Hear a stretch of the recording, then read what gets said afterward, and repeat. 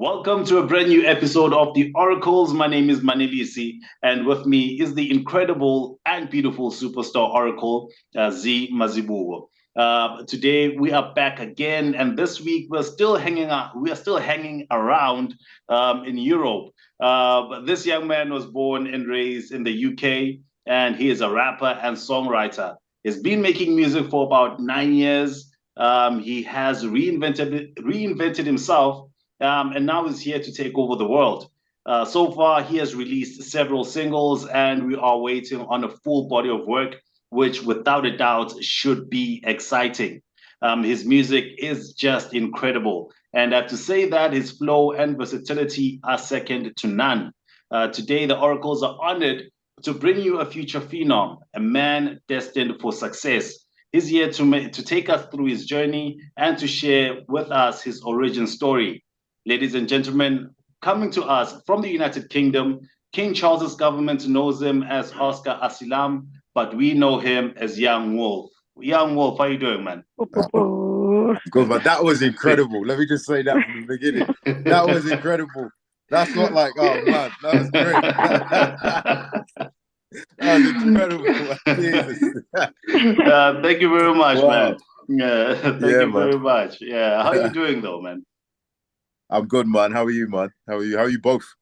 Well, thank you. We're just feeling the heat Yes. here. It is hot in Joburg. Yeah, yeah. Oh, yeah, wow. it's hot. Yeah, I'm jealous. yeah. We're cold. We're cold. Because Yeah. I was telling Wolf right before we started that today might have been maybe the warmest day that we've had so far this season. Right now, I was checking the weather. It says that we are currently at 29 degrees Celsius, but I think it's a bit more than that. Yet in the UK, 20 degrees, according to you, to Wolf, is very warm. They complain about that. It's So, boiling. yeah. But also for 8 p.m., it's quite hot. 28 is fine Really? during the day, not Yeah. 8 p.m. I can't. Because right now it's Oh, 28 yeah. p.m. and 28 is a lot. I know, yeah. That's when you want to be winding down, isn't it? Yeah. Literally. So it's just like, why Yeah. am I still heating up? I need to sleep. Why am I going to Yeah. sleep in this heat? Yeah, I know. I know. Yeah. Well, Wolf, just to get started, because Yeah. I noticed your surname being Asilam. That Yeah. is not British. That is not English. First of all, No. where in the UK are you from, and where are your parents from? Your family from originally? Okay, so I'm in I'm in London, but a specific part of London, which is South London, which is called Brixton. It's a very, very big African and Caribbean community around here. So it's literally it's like perfect. It's like, I don't know how to explain it. It's perfect. We've also got there's a little bit of like gentrification happening right now, kind of thing, where they're trying to bring a lot more like businesses and stuff to the area. But it's a nice place. It's a very, very nice place in South London. My family are from Uganda, so they're from East Africa. They moved over here, I think, when she was in the 70s, maybe, or in the 80s, or something like that. She came over here to London to start again. So yeah. No, it's actually incredible Basically been because in London. Say again? So you've basically been in London the entire life. Have you been to Uganda? Yeah, I went there when I was like 14. I went there like long, long time ago. But I am planning to go back though. I do definitely want to go back home. Yeah, actually, you should really enjoy Brixton in the UK, in London, because you do not want to be in the Brixton in Joburg. That's the one Brixton you don't want to be in. Yeah. Well, it's pretty rough, is it? It's pretty crazy. It's not the safest area, so I hear what he's saying. Yeah. Oh, wow. No, that's going to make me want to come even more now that you said it.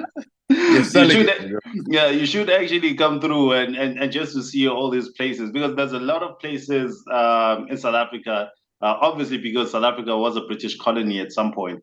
So there's a lot of places that are named after English places. But it should be nice for you to see when you get here one day. Yeah, definitely. And there are places definitely better than Brixton. So we're just fooling around in Brixton. They are nicer places. For sure. I'm sure. Like, for sure. Yeah. And while we're still on your name, actually, and how did you get to Young Wolf? What inspired that name? Was it a nickname from high school, primary, like in the streets? Where did you get the name? It was literally like I was going through this kind of moment in life because I've been making music for a long time. Yeah. Like I do this thing sometimes where I just like I look back at the old stuff and all I've known is music. Do you know what I mean? So it's like I had this kind of moment where I took a break from music and just wanted to just go back and focus like on life. Do you know what I mean? Focus on yourself, focus on your life and stuff like that. And then I was watching this documentary one time on one of those like BBC like Earths or something like this, and it was about wolves.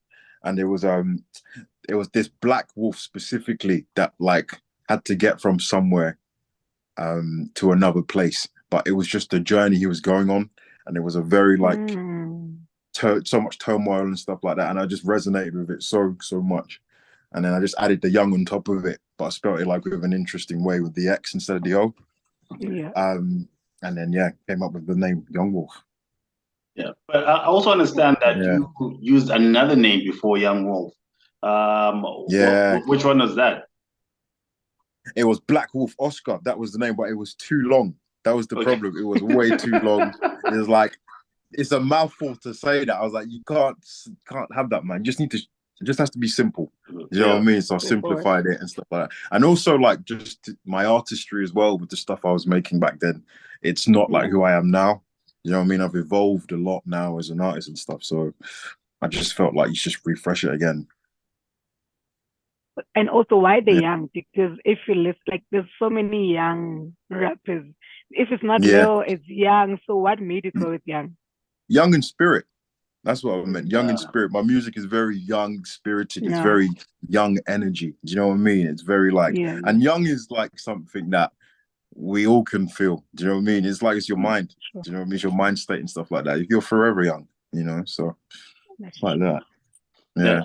And no, when I listen to your music, I hear some influences from other rappers, from other artists. Who have been your biggest influences to your music? Oh man, it's so my like actual like journey of like who's influenced me is very strange. It's not like just not like what is it what you'd expect. So I started listening to rock music when I initially started creating songs and stuff like that. Yeah, it was a lot of like bands like Nirvana and Metallica and stuff like this because of the energy of the music. The energy was very energetic, and when you're young, you've got so much energy. Do you know what I mean? It's like you don't know what to do with it. Then as I was getting older and more wiser and more like inquisitive about like my area and just dibbling and dabbling and stuff, I was like, let me just see what this rap stuff's about. Let me listen to this hip hop stuff, you know, and then started listening to that and then started to get the energy of that and the lyrics and stuff like this, and then mesh them two together. So right now, like a lot of the people I'm listening to right now who have like sparked this whole Young Wolf stuff is a lot of Travis Scott. It's a lot of Skepta. It's a lot of it's some Kanye. I don't want to say a lot because I know people get about Kanye and stuff like this. Don Toliver, Future. It's a lot of American stuff, with some sprinkles of some English artists as well. Like as I said, Skepta and Gigs and stuff like this. Yeah. Actually, now that you mentioned Gigs, I can actually I hear it. I hear where you're coming from. Really? Yeah. Yeah. I mean, Gigs is a legend over here. He's loved so much, and his music's great. So yeah. And when you mentioned that you've been making music since like you were pretty young, it's been quite a long time now. Yeah. In you making music and you learning, becoming a rapper and a songwriter, have you ever dabbled in beat making? Can you make your own beats? Well, with that, no. I'd say no, because like I'm someone, and this is good and a bad thing, is I go in, like when I'm focusing on something, I zone in on that. Like I don't have the whole I forgot what the word is. I don't know how to kind of just like balance myself. I'm still learning how to do that. Do you know what I mean? But like when I'm focusing on something, I want to focus on it. So when it came to songwriting and like structuring songs, like there's so much different stuff you could do with songs, and how to structure a song, that's taking all of my energy right now. But I feel like eventually, maybe like in the future, I would think about like producing and stuff like this and making beats. But just for now, I'm just in love with the process of making songs. You know what I mean? and perfecting that. I hear you. Yeah, exactly. Yeah. Exactly. And in talking about, I'm sorry, in talking about your beat making and all of that, which producers would you love to work with? Whose music when you listen to and think, you know what, actually I think I would be great on this beat or working with this producer. Do you know what's crazy is that like everyone like you'd say the big names, do you know what I mean? The big producers like over in America and stuff like this. But Mm-hmm. I'm in this weird place now where it's a good place actually. I'm discovering a lot of like undiscovered talent online and they're willing to work. So it's like those are the guys I'm like, so excited about working with the unknown names and people like that because they come up because they're working super hard. Do you know what I mean? Just like myself to try and get there. So there's so many like up and coming producers who you guys may not know, but you'll hear on the music. Do you know what I mean? Yeah. Yeah. We actually are the same. Like Manelise and I are literally the same people. We always focusing on, for lack of a better word, the unknown.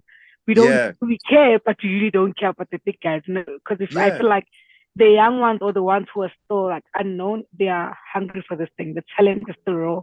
They're pushing hard. They're investing their all in the art. I hear it. 100%. And those are the guys that they're hungry. Like they've got like 10 beats for you the next day and stuff. And I was like, how do you finish that one? Do you know what I mean? But they just want to work. And that excites me because it's like we can create as we're going along and we can make something that we didn't think we could make. Whereas obviously with a big producer, they're out there already. Do you know what I mean? You know their sound and you know what to expect. Do you know what I mean? So I'm really into the unknowns at the moment. And of those producers that you have discovered or have worked with, who would you say has been your favorite so far? Oh, okay, this is an interesting one. There was like I was on Twitter like in 2000 and I think it was 12, and I just got this random tweet, and it was from a guy in San Francisco, and he's like, "Oh man, I like what you're doing. Let's try and work on something." And then just from then till now, we've literally just been working back and forth. His name's Theo Elliott. He's one of like, it's once again, it's the whole unknown thing, but it's like, how have you not got discovered yet? I don't understand. Because your beats are crazy. They're crazy. Do you know what I mean? Like, I think he eventually, like, we managed to get on a song with, there's an artist called Little B, who's like quite known in America and stuff like that. But I just feel like it was his time. Do you know what I mean? So that kind of worked out well. But he was someone I definitely think stands out when I'm thinking about producers. And there's other like young people who I've discovered through TikTok. Like there's a guy called Roadkill, who's like, I think he's like 19 or something like that. And I'm like, how, like you're 19 and you're making this? Like, could you imagine? Like, do you know what I mean? Like in 10 years you'll be making this is mental, And there's another guy who's 30 who I just finished a song. His name's Blade Beats and he's from Scotland. And I'm like, you're 13 years old. This is crazy. This is crazy. So those three guys, I just think, those guys are amazing. Now that you touch on age, actually, and how people are working from a young age, when did you personally get into rap music? Like, when did you start and realize that this is actually what I want to do? Probably when, probably about like 19. I think when I was 19, I was in university because I went to university to study like film and television production, like how to make films and how to be on the crew and stuff like that. And then just started listening to a lot of music while having some downtime. And then got the courage to start writing my own stuff. I came back from uni and there was a friend of mine who was producing out of his mom's bedroom, the usual story and stuff like that. And he'd be like, just come over, man. It doesn't matter if it's good, doesn't matter how it sounds, just write. It doesn't matter. And it's weird because even during the week, I was listening back to those old songs and listening to the stuff now. And it was like wow. You know what I mean? It's crazy. Yeah. So from 19, I'd say, And during that time, discovering your talent or discovering your ability or your desire to make music, do you remember what the time was like for you and how much the music consumed you during that period?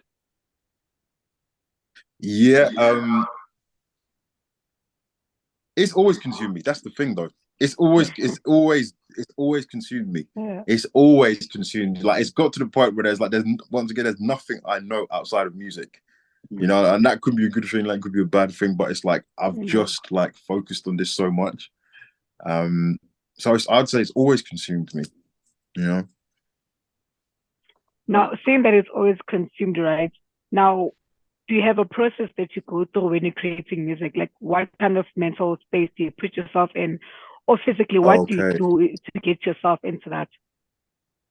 Okay. So like for me, like it's about silence.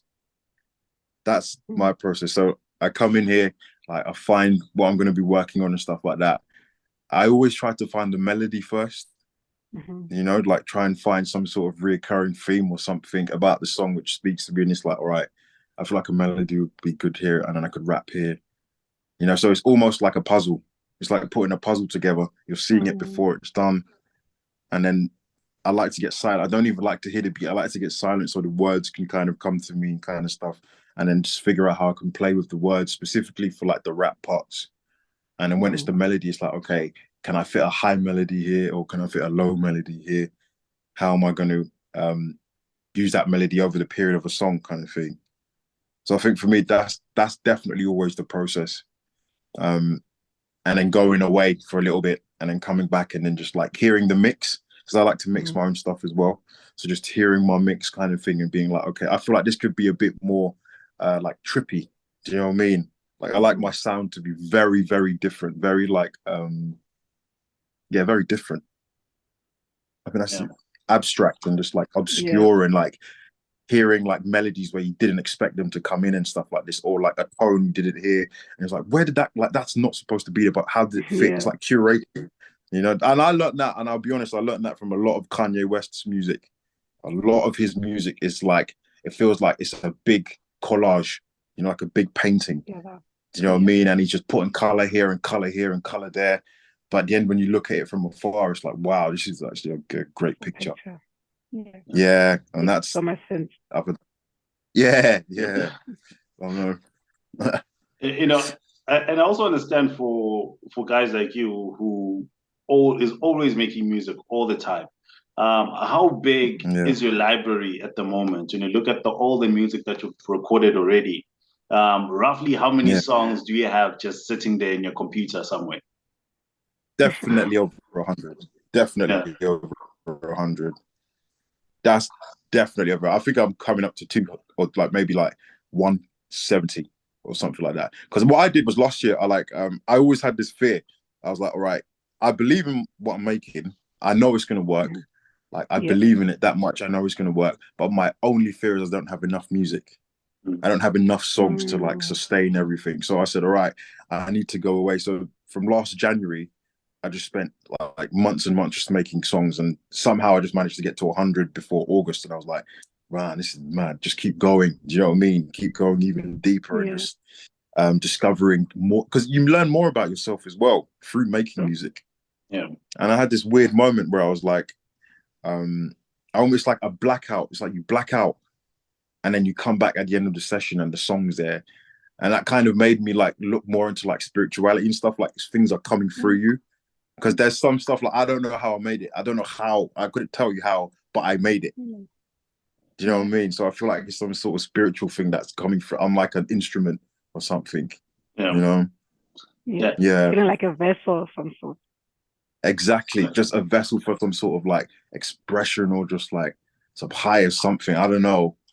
It worked. So yeah. Now that you mentioned that, now I have a question where I'm thinking, out of all the songs that you've made, right, and the library that Mindless is speaking about, do you have songs that you just like, I made these songs for myself, I'll never release them, these are songs that just speak to me and I listen to them whenever I'm feeling a certain way? 100%, yeah.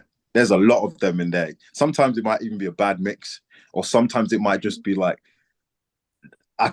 it's like they're children.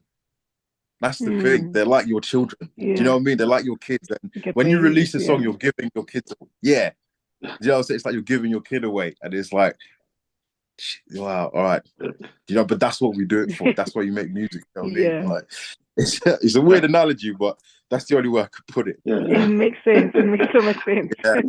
It really does make sense. And how do you decide though that this is the song that I want to release. Because when you have a library that large, it can't be Yeah. easy choosing songs Difficult, that you yeah. want to release. How do you come to that decision? Sometimes like um it's the season. Like right now we're in a kind of cold season.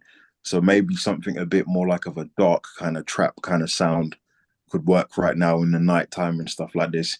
And then obviously when it's summer, you've got more like poppy, upbeat, Afrobeaty kind of stuff. Do you know what I mean? Yeah. Or it's just a situation of like, you know, I love this song so much. I want people to hear this. You know what I mean? This is like the vibe I'm in right now. I want you guys just to hear this. So it really depends. It really does depend, because you also have to be careful of over, you know, saturating and over like dropping music, because then eventually everyone's just like, that's too much. I don't even want to Yeah. hear it. It's too much. Yeah. Yeah. So just being like a bit more smart and just like figuring out, okay, this will work for now, or this is perfect. Yeah. But does that also play part into your inspiration when making music? Do you look at the Yeah. seasons that you're in and the people around you're in, then that's what draws the kind of music you also make? Yeah. Yeah. But then I sometimes don't kind of like, what is it, like to watch too much what others are doing. You know what I mean? Like, okay, they're dropping that, Yeah. so I must drop something like this. Like, no, like I'm going to continue to make this. You know, when you come to me, you're going to hear something different, something very like obscure and abstract, and you're definitely going to like leave thinking like, okay, I haven't heard someone like this before. You might sound a little bit Yeah. like someone, I haven't heard anything like that before. So I think that plays a big factor as well into releasing the songs. And that's what the message like, honestly, the authenticity being different. I personally, that's what I appreciate. So that's a Yeah, good thing. yeah, 100%. Yeah. And recently you released a single. I think it was in August, called "Laid Back." I think that might Yeah, have, is that your latest single, if I'm not that's the mistaken? latest one. Yeah, Yeah. Yeah. yeah, latest What one. was it? What is it about? And how did you come to actually creating "Laid Back"? So that was like when I was in that kind of mode of making like these 100 songs. I was like, right, I just want something which is it's not overdone, it's not overproduced, it's very just chilled, laid back, calm, Mhm. relaxed. You could literally listen to this as you're getting ready. You can listen to this in the club. You can listen to this as you're driving somewhere or something like this. But it has a kind of just a little spring in it. You know what I mean? It has a little spring in the sound. Also, as well, messing around with like the technical bits. Do you know what I mean? Like the reverbs and stuff like this to give it like a bigger, grandiose sound. Do you Mhm. know what I mean? So I was more focused on that. And then also as well with that, I was like, we got to make some sort of interesting, cool video to this, because this is like, it's a different Yeah. song once again. It's Yeah. very chill. It's like, it's a melodic rap song, you know? Let's make something interesting. And then we came up with the whole AI idea of using that in this music video. And I think it meshed very well with the song. It meshed very, very well with the song. Yeah. The video is quite a creative. Well, Yeah, it's very artistic, if I can call it that. yeah, yeah. Thank you. Yeah, that's one thing I pride myself on is art. Is you know, art is everything. You know what I mean? Yeah. I want to be as artistic as possible. I want to be as creative as possible. From the music videos to the artwork to the clothing to everything. It's just like it's art. You know what I mean? Mm. Yeah. And I Yeah, also want to talk a little bit about the video. Um, yeah, how did you come up with the concept for the entire thing? And how did you come about to actually create it the way that you want, the way that it came out? Did it actually even come out exactly the way that you wanted it to be? yeah. It came up perfectly. So with the song, it was like there's a guy who I worked with. Once again, it's the whole power of the internet. We discovered each other on I think it might have been Instagram or Twitter. Once again, he was just like growing his channel at the time, and he was like, "Man, I like what you're doing. Let's work." And that relationship has been continuing till now, and that was around maybe like 2014, maybe 2 years Mhm. after meeting the American guy. Yeah. But with this video specifically, I sent it to him, and he just loved it. He liked the song. Sorry, he loved the song, and he was like, you know, I'll just do this video for you. I just want to make this video for you, but I want to make it different. Like everything we've made has been Yeah. different, but I want to really like push this. And then he was like, how do you feel about AI? And I was like, what do you mean? Like, and you're just like, oh, like the whole artificial intelligence and what they're doing with people and stuff like that. And I was just like, well, you know, it could be something interesting. And then he showed me just a little snippet of something, and I was like, that is crazy. Like, that is mental. I think that will work well with the song. Yeah. So then we went away. We filmed it in like London and close to Docklands, I think it was, or something like this, in a studio. But yeah, it came. I think it came out better than I expected. It came out much better than I expected, than I thought it would even come out. And it just keeps me like excited as well. Do you know what I mean? Just like knowing you're making something different, it gives you so much of a drive. You know, it's just like, all right, let's keep going, man. Let's see what else we can do. Let's shoot a video on the moon or something like that. Let's just go nuts. You know what I mean? Like, let's go crazy, man. Let's go to like, I don't know, like an airfield. Or, let's just go, you know, underwater, whatever. Let's just do it, you know? And I feel like this is pieces that people remember, you know, because we've always had artists in the past who have kind of left their mark because they pushed the boundaries, you know what I mean? And it's like, just because like we're young and we're not known yet, doesn't mean we shouldn't not try, do you know what I mean? And push something. Because over here we're very big on like shooting in front of a block with like, you know, everyone with their hoods up and alcohol, do you know what I mean? And girls and stuff like that. But it's like, you know, that gets tiring, man. That gets boring. Yeah. Now, speaking about people that you can remember, artists that you can remember, what are your personal musical aspirations? Oh, like for me, I want this to be as big as possible. Like, this is like my vision for like, where this is going to go is like, it's definitely global. I think the one thing that I appreciate about my sound is it's very clear, you know, and I've always heard that from other people. It's like, I understand what you're saying. Do you know what I mean? Whereas like if you listen to a lot of some British music, the slang you will not understand. Do you know what I mean? Yeah. It's like I'm watching Top Boy, but I'm listening to a song. Yeah, exactly. Yeah. It's literally like that. It's literally like that. Like, what does that mean? Who's them? What's the man them? What's all of that? Everybody say men them. Might as well. Yeah, you know, but then even on the flip side of that, it's like you've got people in like way different countries you wouldn't expect, like picking up on the slang. Like in Finland, someone could say mandem. So I was like, what? How do you even know that word? You know what I mean? So it's how you take it. But I think like for me, definitely as an artist, I think it's going as big as possible. But then it's also having the patience to be like, all right, you have to be patient to know if you're going to go big, it's going to take time. You know what I mean? Yeah. And are awards important to you? And I think you're actually maybe the second person to ask this. But is it important for you to actually win awards one day, or is that something that doesn't really matter? The art is the most important thing for you. I think the awards, I don't know, because then you'll be chasing that all the time, isn't it? You're always like, all right, well, I got one. What's the next one? Do you know what I mean? Where it's like, just people hearing your songs for me, like, is good. It's great. It's a good feeling. That's fulfillment. Do you know what I mean? So I like that song, man, you made, and something like that. Or I heard that new song. That's a good, well done. So that's fulfillment, you know, because a lot of people forget when you're making music, you're actually giving a piece of yourself. Do you know what I mean? And you're becoming very vulnerable. Do you know what I mean? So for it to connect with so many people, I think that's more important to me than the whole award stuff. Awards is business. Awards is a business at the end of the day. Yeah. It's about drawing as much people to that TV show or that Grammy TV show taping. Do you know what I mean? It's a business, you know? So I think it's more like, connecting with people. Yeah, and I see that as well. Because also I feel like it plays so much to people loving you truly for your music, not because of how big you are or how big the industry sees you or how big the business side of music sees you. Because if you are for the people and the people are for you, it becomes the most authentic thing ever. And it also goes to the stages that you play on, the crowd that you're attracting, and the music that you're making literally gets bigger and reaches the people that you want to reach, the people who are there for the music. Yeah, exactly. You know, people will remember you, you know, once you're gone because the way you touch them. You know, I mean, there's a lot of big artists who never won awards. I don't think Bob Marley ever won an award, did he?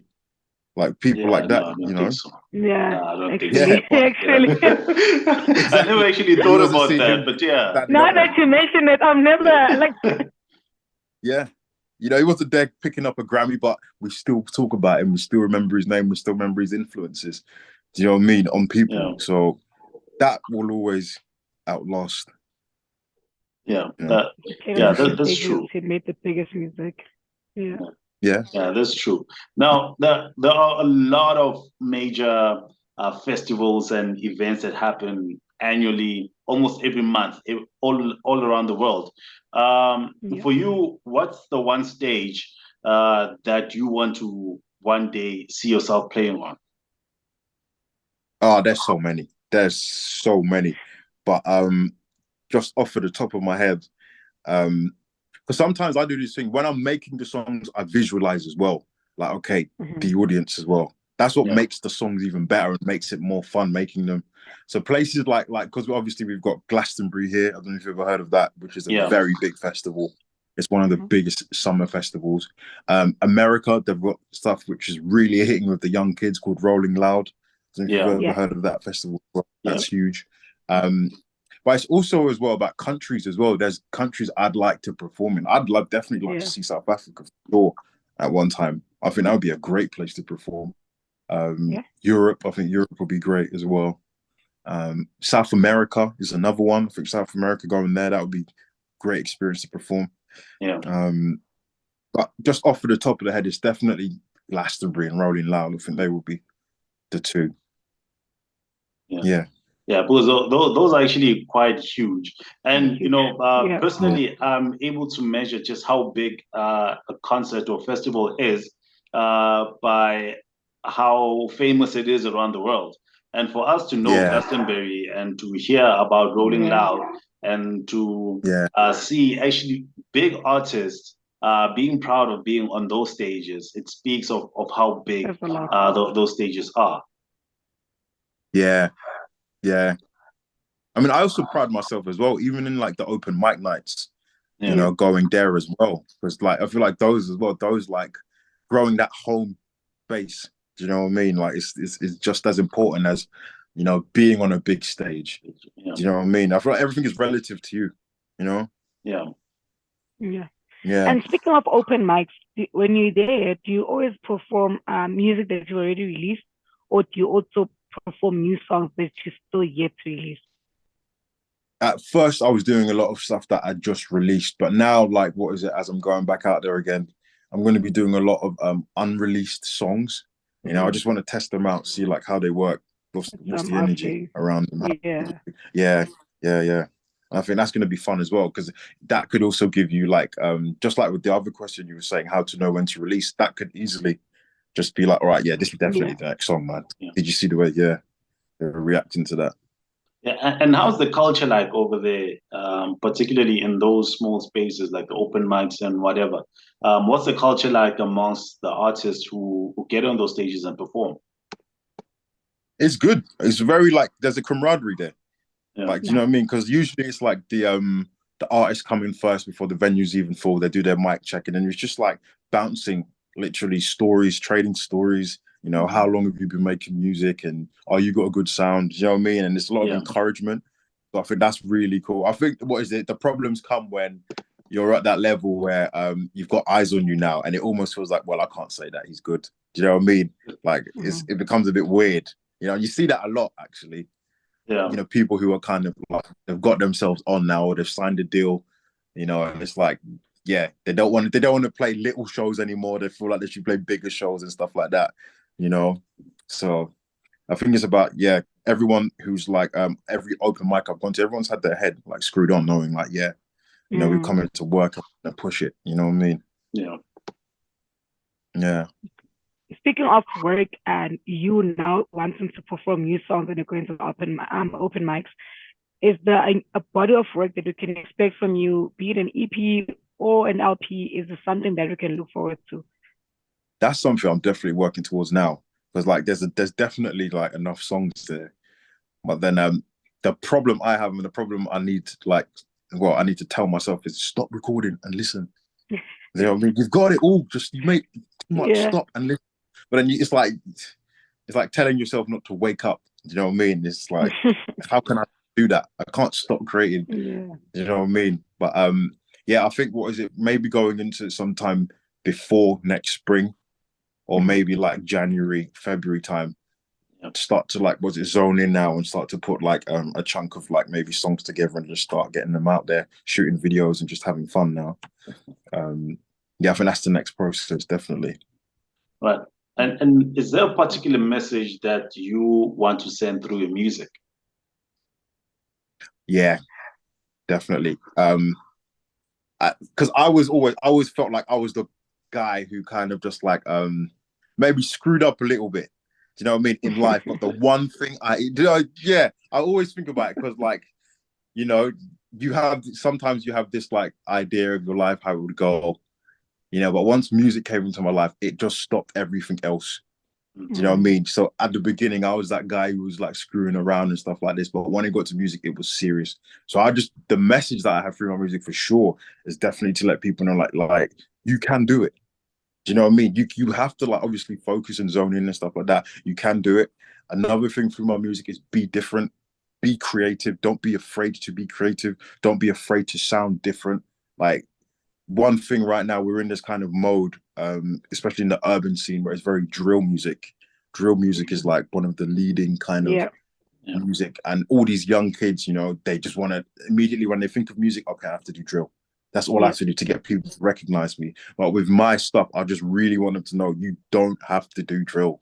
You could make poetry. You could like sing. Do you know what I mean? You could like, melody your whole music. You could rap crazy, but just be yourself. Enjoy what you're making, you know. And I'm hoping that like transcends through the songs I make, that I'm enjoying myself with the songs I'm making. You know what I mean? Yeah. Yeah.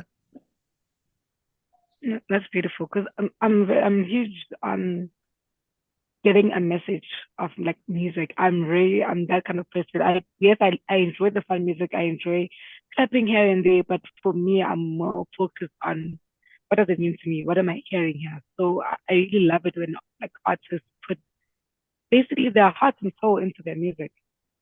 Yeah, it's true. Yeah. And you feel it as well. Just like you said, you feel it. Like, as somebody who listened to it, you will know when someone's like, he spent a lot, you can tell he spent some time on this.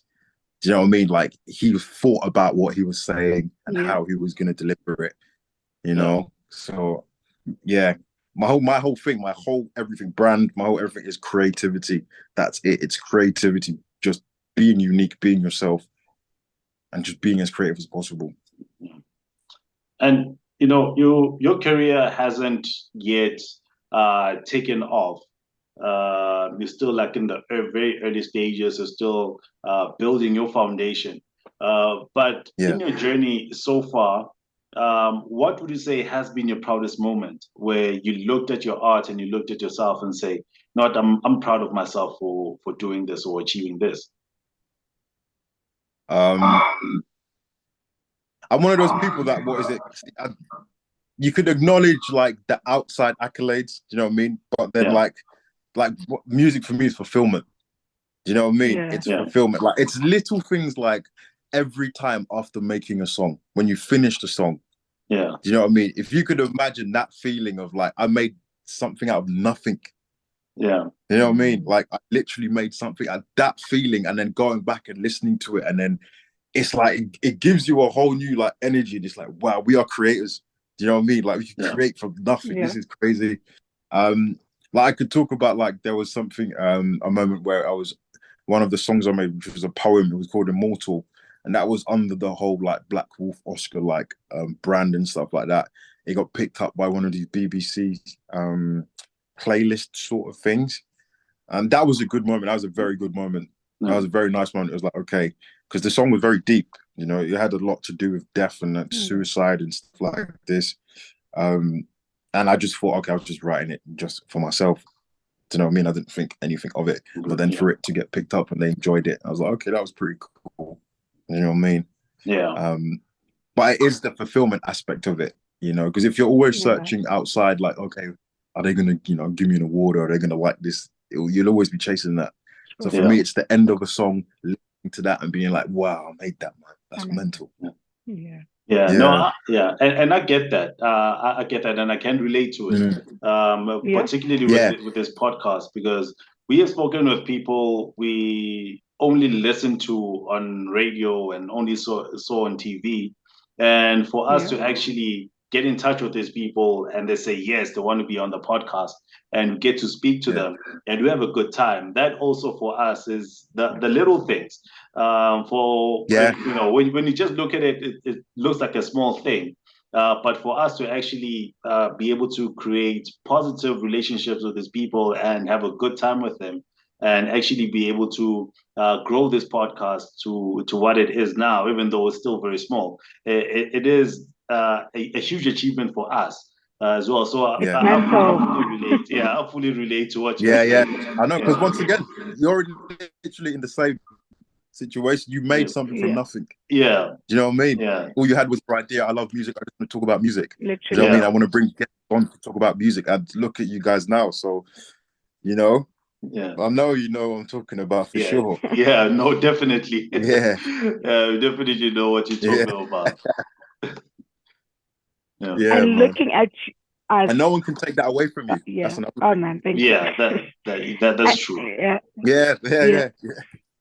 And looking at the foundation that we all speaking about, how we all started small and like the work we've been putting in and all of that, where do you see yourself in the next 5 years?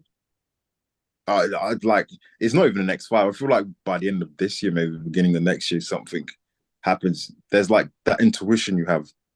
Do you know what I mean? You have that intuition which is like telling you, and you don't know what it is. That still small voice, they call it, that is always telling you something, and that voice knows no time. Do you know what I mean? That's so but for me, it's always telling me like it's here.